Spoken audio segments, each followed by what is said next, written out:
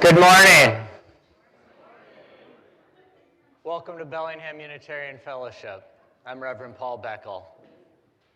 This coming Thursday, we will experience the shortest daytime of the year and the longest nighttime. If you've been driving back and forth to work, you've been going there in the dark, and you've been coming home in the dark, and you've probably had to pay closer attention to the risks and the unpredictable. So today, Stephanie and Lisa and Tessie and I invite you to pause in the midst of this uncertainty, be embraced by beloved community, and embraced by the cosmos, which we know is predictable and can hold us now in its love.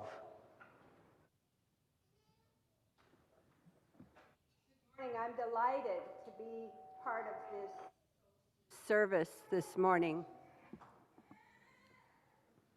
Solstice is a favorite holiday of mine, a day to pay attention to the turning of the seasons. It's a day to honor the mystery and majesty of the cosmos and to feel our connection to the earth, the sun, and the stars.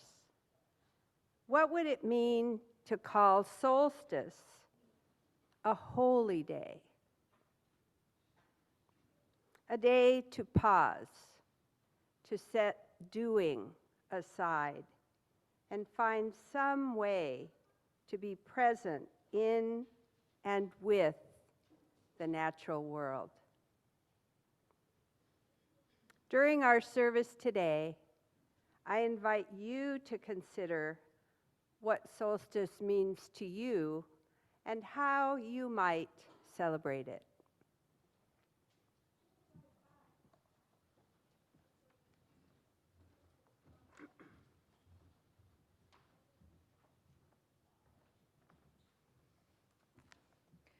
Good morning, I'm Tessie Mandeville. This is Lisa Heesen.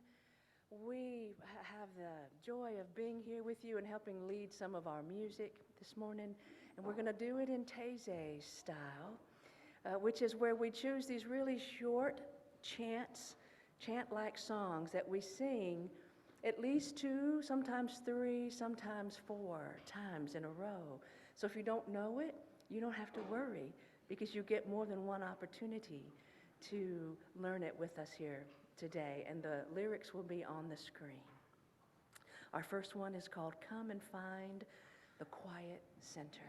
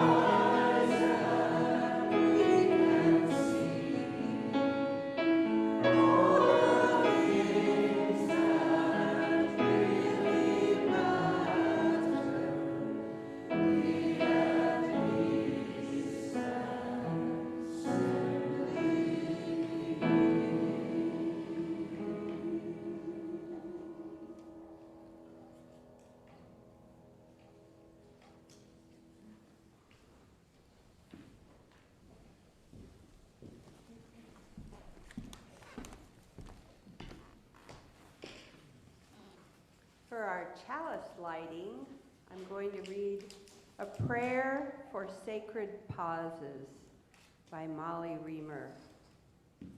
Goddess of the sacred pause, please grant me the courage to lay aside swiftness and take up slowness, to embrace limitations as learning, silence as stabilizing, waiting as worthy, and sitting as divine. Goddess of the sacred pause, help me to know stillness as strength, patience as powerful, and healing time as holy necessity.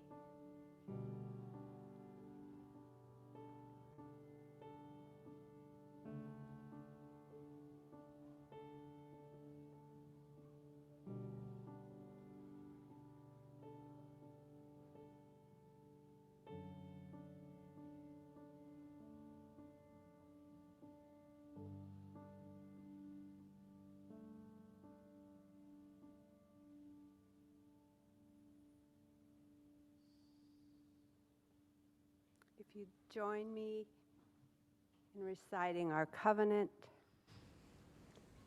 Love is the spirit of this fellowship, and service gives it life. Celebrating our diversity and joined by a quest for truth, we work for peace and honor all creation. This is our covenant. I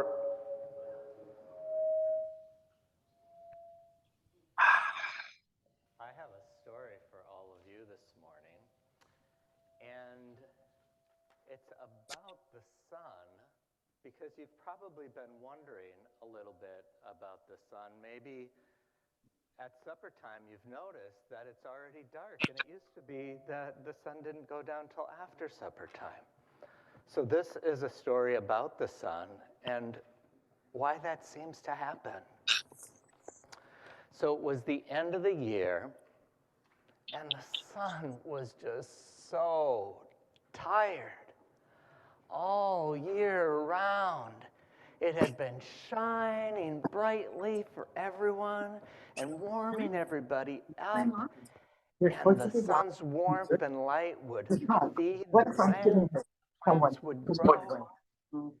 And we needed those plants to grow because it was not only feeding the plants, but it was feeding us because we eat the plants, and all the animals and the birds that ate the seeds from the plants, all the fish that fed off the things growing in the sea, and then the bigger things in the sea that were eating the fish. All of those things depended upon the warmth and the light of the sun.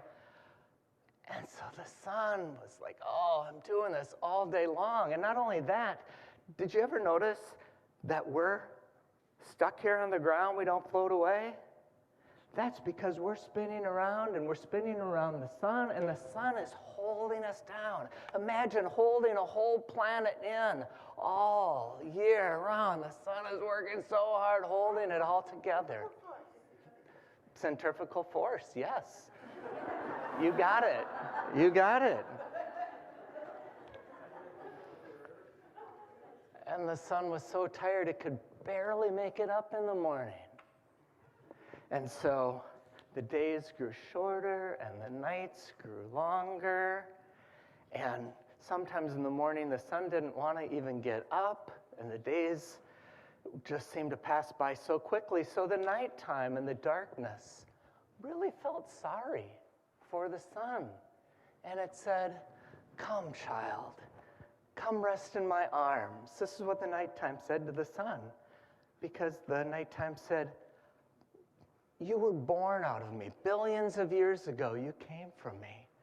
And one day, you will come back into me. But in the meantime, it seems like you need some rest, so let me just hold you. And the son was able to feed off the strength and the embrace of the darkness. And then the kids were starting to wonder, well, what can we do? We're worried about the sun now. And they asked their parents, is it ever going to come back? And their parents said, well, maybe. Maybe if you thought about the sun and all it gives you, and then you said the things, you said thank you to the sun. And you said, what might you say thank you to the sun for? Can you think of anything? Yep, can you think it? I thought you raised your hand. Good, okay. What is it? Basically everything. Basically everything. I think that's about right. What were you thinking of? Nature and everything. Nature and everything, yeah. And then the kids started to say thank you. And every time somebody said thank you or sang a song to the sun felt a little bit brighter and a little bit brighter. And then the kids said, well, it's getting a little bit better, but then it became the shortest day at all. And they thought, will it ever come back? What can we do? And the parents said, well, maybe if you just light a little candle for the sun, maybe it'll come back in the morning. And so kids all over the world lit little candles. And the sun peeped out from the darkness and said, oh, I am loved. The kids love me.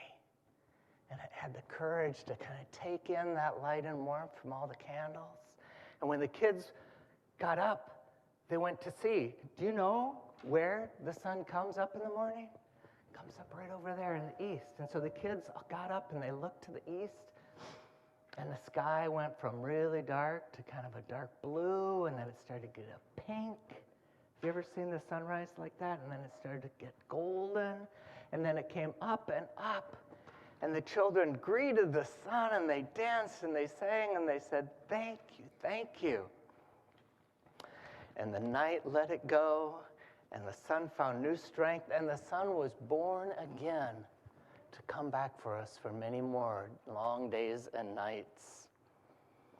It was like a brand new baby being born.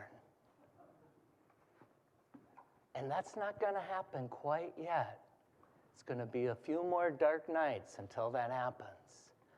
But while it's dark, I want you to think about all the things that the sun does for you. And think, and maybe even say out loud, say thank you to the sun when you're wondering if it's going to come back. And then when it does, because I assure you it will, then you can dance and sing. And in the meantime, you can go off to your classrooms.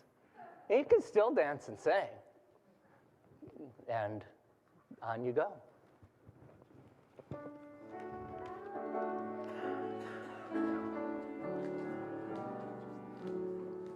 We hold you in our love as you go, as you go. May your heart be at peace as you go. To nurture the spark of your precious life. We hold you in our love as you go.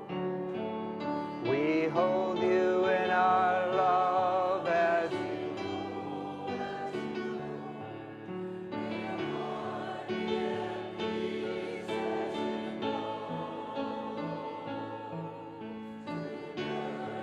To nurture the spark of your precious life. We hold you in our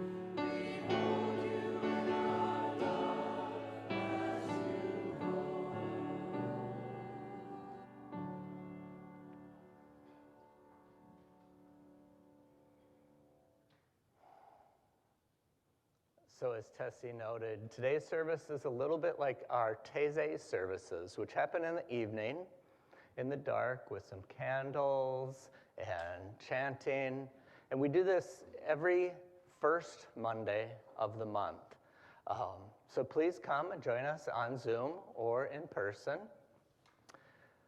The January service, the first of Monday of January is New Year's, so we're going to do it the next week. Ordinarily, it's the first Monday of every month. In January, it's going to be on the 8th instead. Next Sunday is Christmas Eve. And so again, we're going to have a 7 o'clock service rather than a 10:30 in the morning, so there'll be no 10:30 service. And our Christmas Eve service is also candlelight and darkness like this, but really dark. And it's just magical when we have candles lit all over the sanctuary. And I'm not going to want to spoil the magic of that moment, so I'm going to point out now that the fire exits in 30 years, that's never happened to me. But just to be sure, you should know there's a fire exit there and there.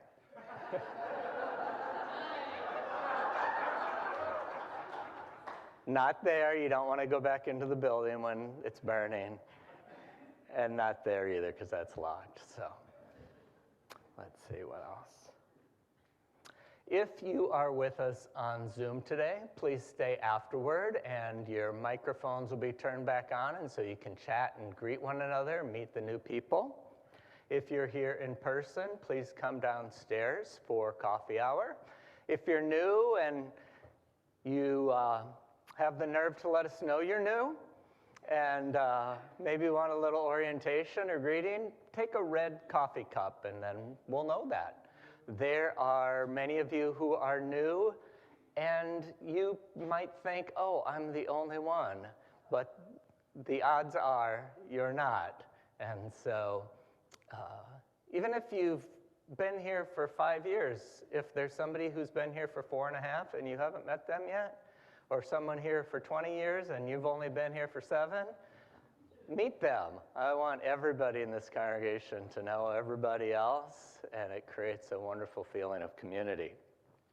Another great way to just get oriented is we are having a tour of the building after the service, and Jane DeBrock, who's in front with her sign, is going to be in the back with her sign, I think, after the service, and she'll walk you through, because we want you to know where all the various things take place. There are a lot of activities both on weekends and weekdays and in the evenings.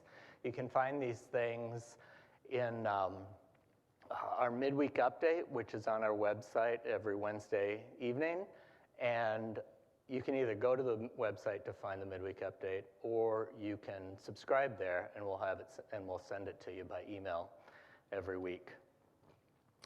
So one last thing, if you're new, there are buff-colored cards in the pew racks in front of you, and also at the entryway, where you can give us your name and contact information. You can indicate if you'd like to be on the newsletter mailing list. And if you're online, you can also, there's a place to give us your contact information on our website, buff.org, as well.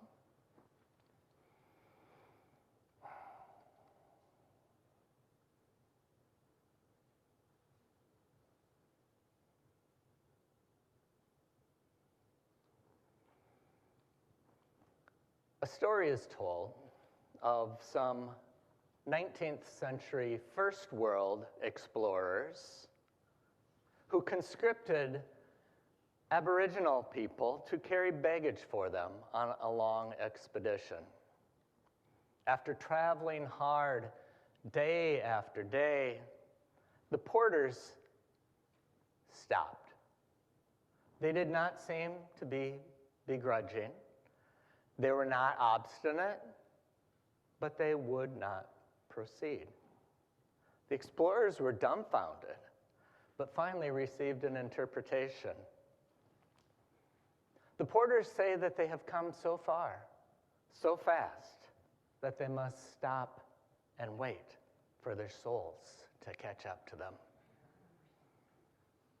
Perhaps for you too, it feels like a time for catch up.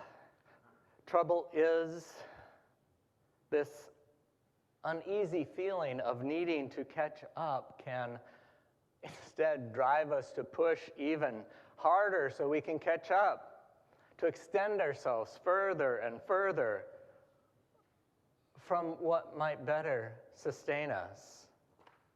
Extend us further from joy, further from serenity, and even from our own values. As it is put in the Christian scriptures, what will it profit anyone if they should gain the whole world and lose their own soul?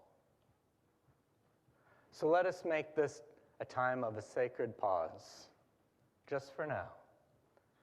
It's not always possible, but since we're here anyway, what will it profit us to rush forward into this afternoon or into next week? Though you know we might rush on and lose everything. Maybe the metaphor, I'm sure you've heard it many times, including from this pulpit, the metaphor of letting things go, such as grudges or material possessions, letting them go so you can move on. Maybe that metaphor doesn't resonate with you, so maybe this one will work better. Instead of releasing your resentments, setting down your expectations, the expectations you put on yourself, the expectations that others have put on you, instead of releasing these things and then rushing onward to get away from them, what if we were to sit still just for a moment and let all of that rush on ahead of us? Imagine clinging to all your baggage, carried forward by this mindless momentum, and then stop, and it'll just fling on by, like with that, what did he say? Centrifugal force or whatever. Off into the universe where it can burn away. Sometimes our baggage feels like it has a force of its own. Not so much dragging us back, but pushing us forward faster than does us any good. Well, we're going to surprise that baggage. Just stop, and there it goes. Everything that haunts you, everything you carry that no longer serves your needs. Clothes, habits, even relationships that once fit but no longer bring out the best in us. Because to everything there is a season. If we listen, the seasons can guide us to understand what they offer. The solstice season calls each of us in different ways. So let's stop and listen. There's a season for joy and a season for sorrow. A season for fear and a season for contentment. There are seasons for remorse and seasons for self-forgiveness. Let's take a moment now to stop and let the fullness of this season wash over us. And then let it all rush onward while we patiently wait here for our souls to catch up so that they can enter back into us. And then, you know what, our souls too might need a little rest, and so we may need to stop and wait a little bit longer still. Let them rest in our bodies. Welcome them. Embrace our own souls. Provide them with a safe space in our bodies until all our parts are reunited and the way forward is clear. Let's sing a song together We're not going to be doing a lot of standing and sitting today, but let's stand for this one. It's called Ladies of the Season's Laughter. It's up there.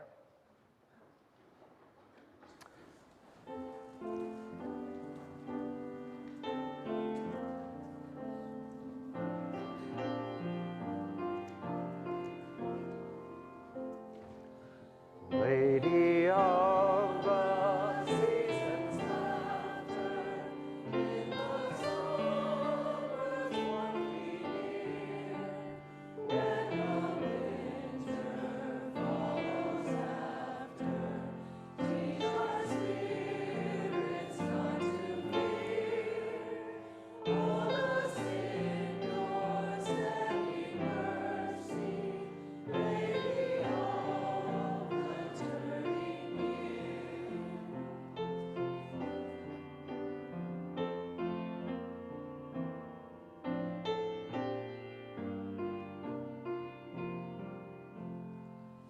Sister of the evening starlight, in the falling shadows stay. Here among us till the far light of tomorrow's dawning gray. Hold us in your steady mercy, Lady of the turning day.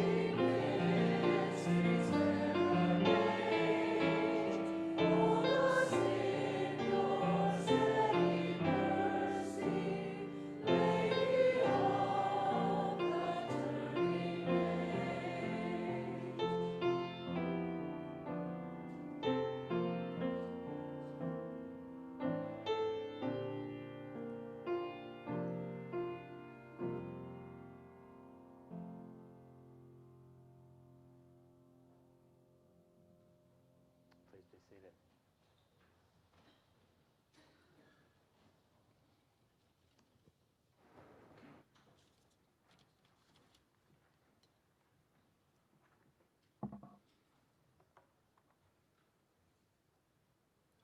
This reading is A Time of Waiting by Reverend Francis Manley.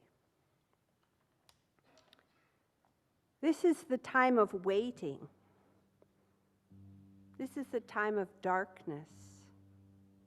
This is the time of coming to birth. Let the jingle bells be silent. Let the glaring lights and the bright colors go dim, for they herald a season that is not yet here. This is the time of turning inward. This is the time of longing. This is the time of preparing. This is the time of waiting. What do you long for, oh my soul? What do you long for? Nothing the eyes can see, nothing the hands can touch, nothing the ears can hear.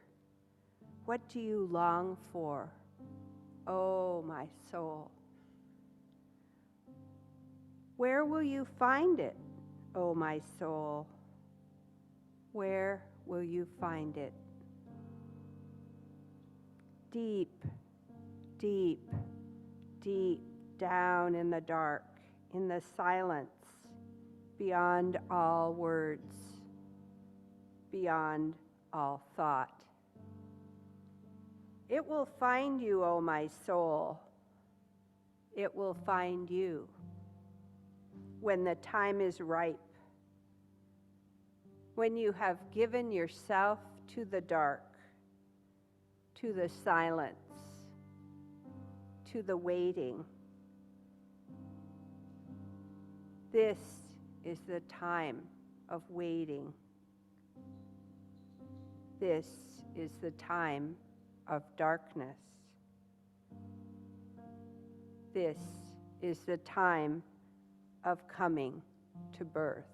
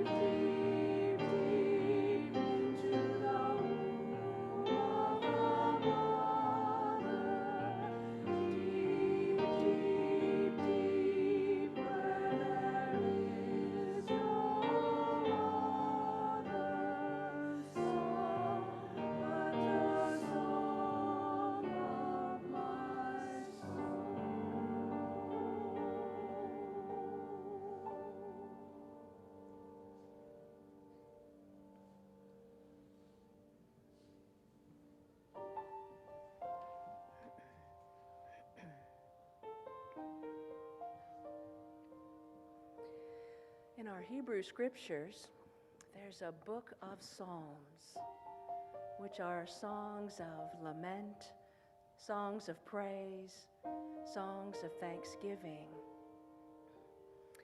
And I think one of the psalms that people are likely most familiar with is Psalm 23. The Lord is my shepherd, I shall not want. I have taken Psalm 23 in my own imagination, and I have reimagined it as a psalm of rest. And so I share that with you today.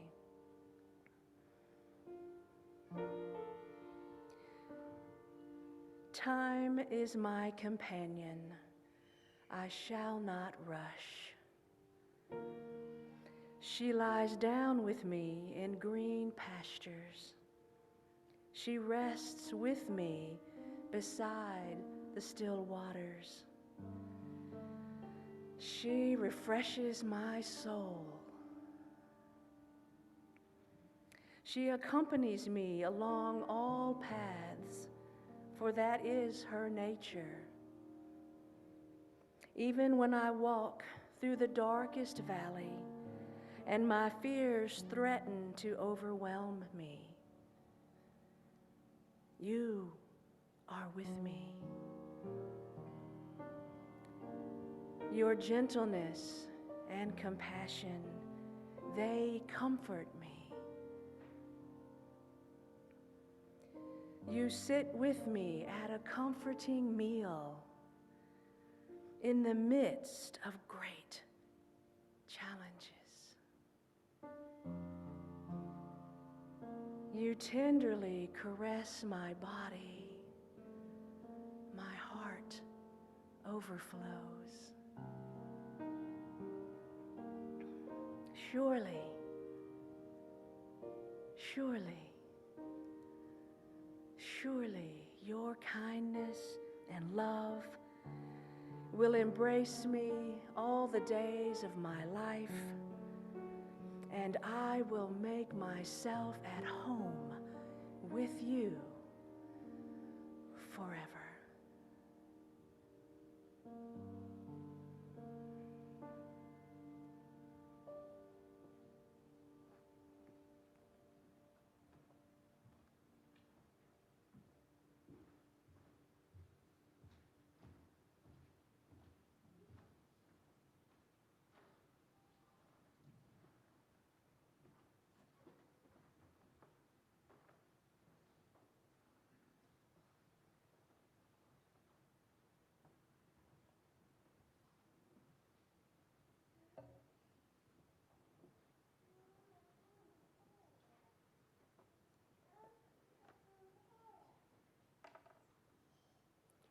At this time of year, much of nature is resting, at least on the surface. Roots are doing the work of preparing the soil for new growth. I'm going to lead us now in a restful meditation using images from nature to connect us with the earth.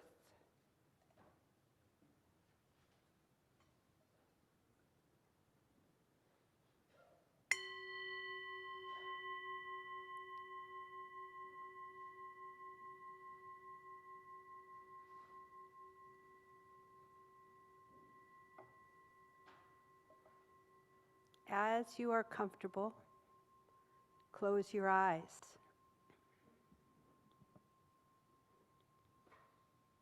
Bring your attention inward.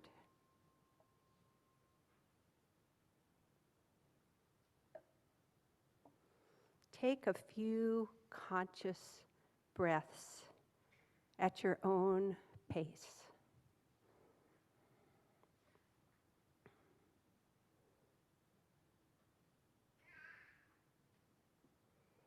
Feel your feet on the floor and how it connects you to the earth.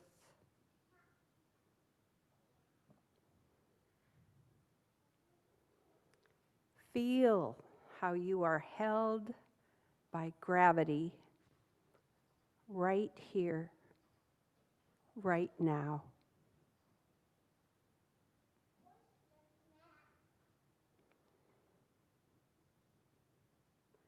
Let yourself rest in the place you are sitting, connected to the earth, breathing.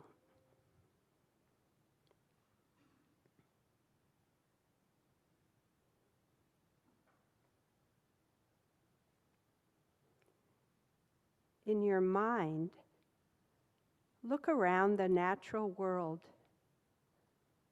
Consider the plants, trees, bushes that are near where you live.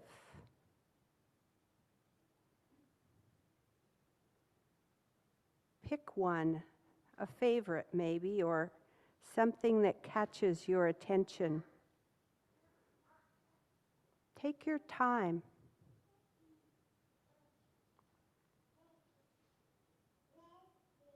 In your mind's eye, what plant or tree is a familiar and pops into view?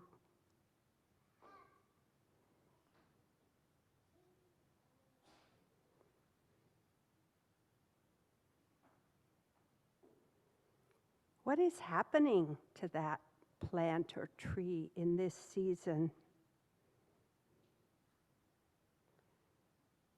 Notice the structure that is revealed without leaves, or notice what leaves or green might still remain.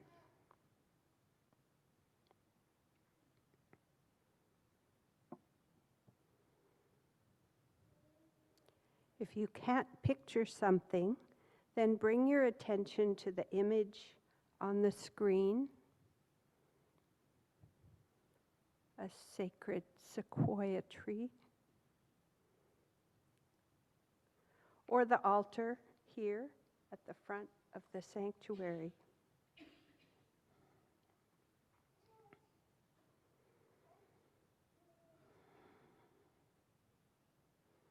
Breathe in, breathe out. Let your attention settle on the image you have chosen and rest in that presence. No analysis, just noticing.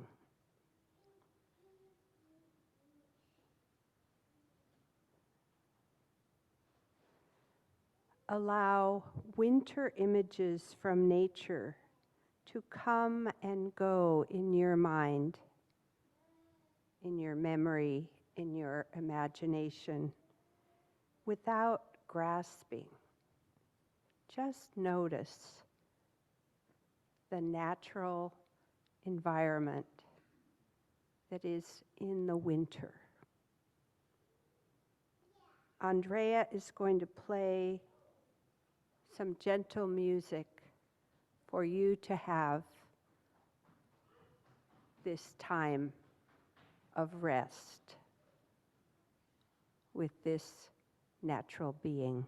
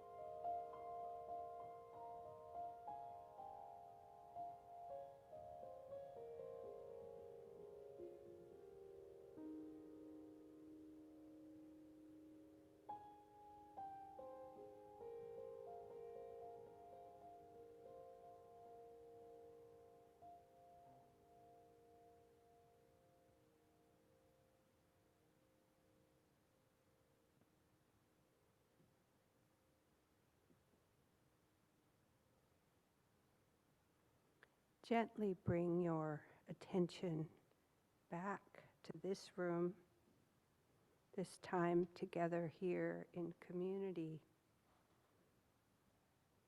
And take a minute to notice anything that might be slightly different in your body or mind from that short period of rest.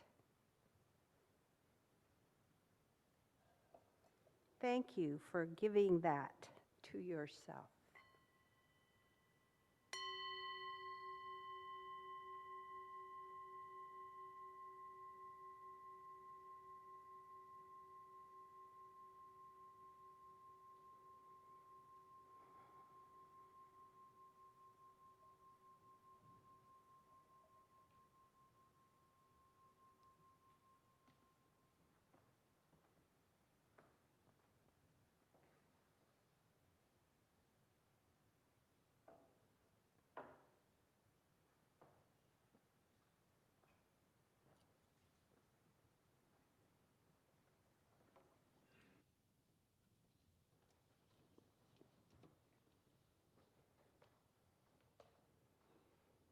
We've been resting today in these images of love embodied in the sun, in the seasons, our soul coming into our bodies.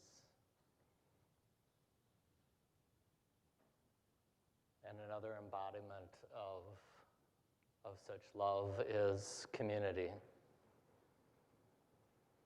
And the way that we practice community with one another and when we go out into the world. We take up a collection on Sunday mornings.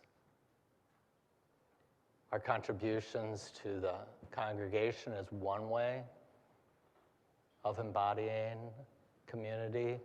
But all of the things that we do when we go out into the world too, when we take care of our children, when we call our parents, when there will be an opportunity, I'm sure, to shovel snow for our neighbors before too long. All of the ways that we care for this earth are ways of embodying love in the spirit of this community. So as the ushers come forward to receive your offerings, dwell too in the sense of strength that this community brings to you. Spiritual strength, certainly, but that spiritual strength coming into your bodies, making you strong.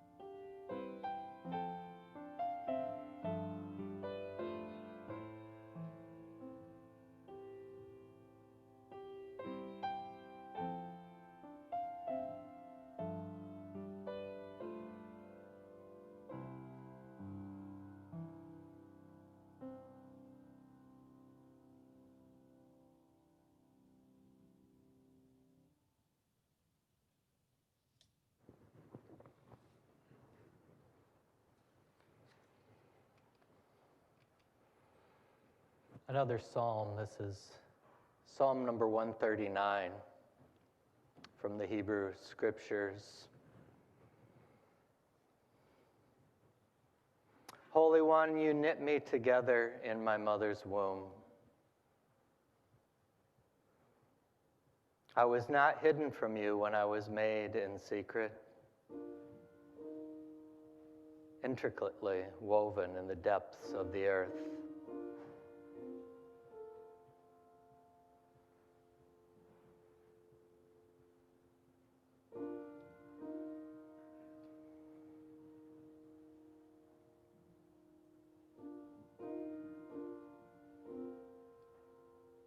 When we go today, we will be going out to step onto the earth, held down, held in,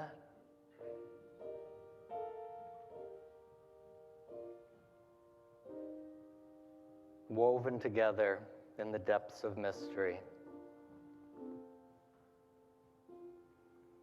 And our cells will keep multiplying.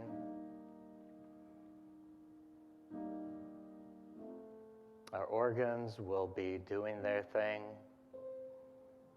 all within the silky cover of our skin.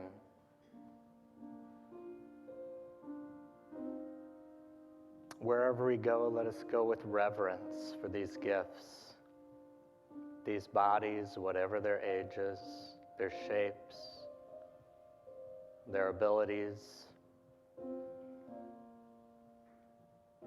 May we know them as channels of love, channels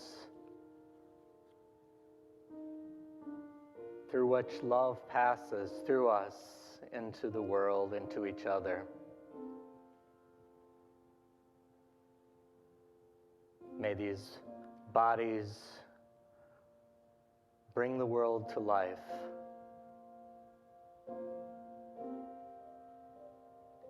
May we bring our intricately woven bodies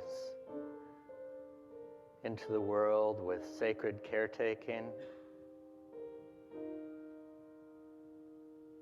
with gratitude for the ongoing embrace of the holy, the presence that sustains the mystery that brought us together, and the force of love which we continue to dance and celebrate with. And now let us sing again.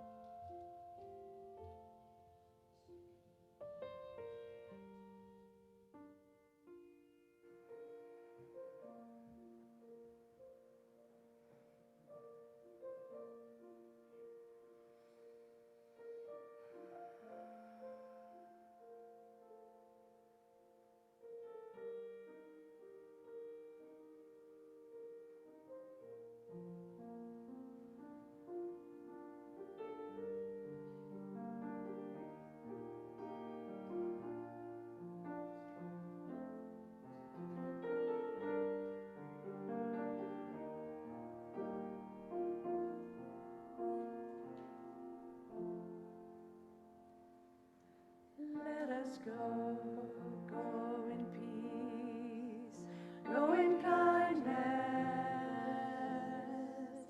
go in love, go in faith, leave the day behind us, day is done. Go in grace. Let us go into the dark, not afraid.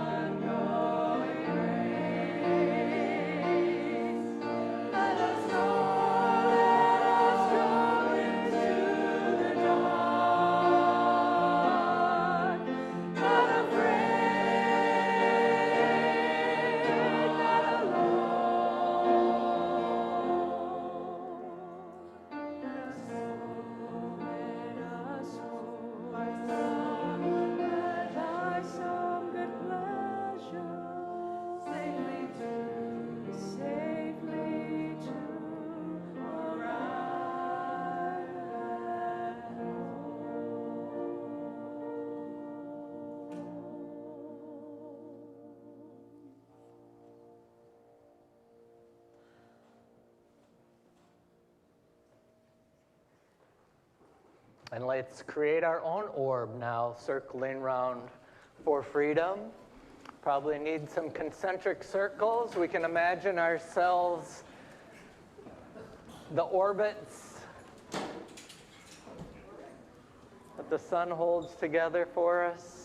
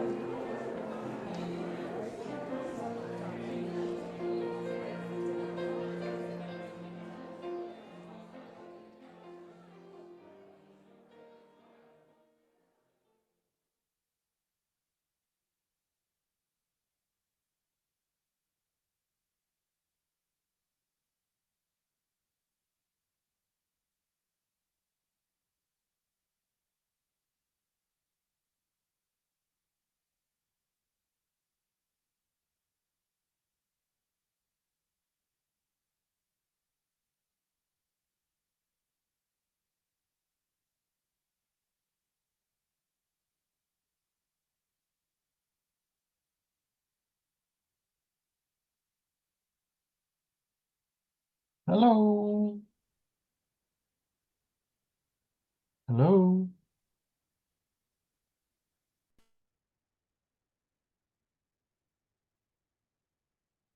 Hello.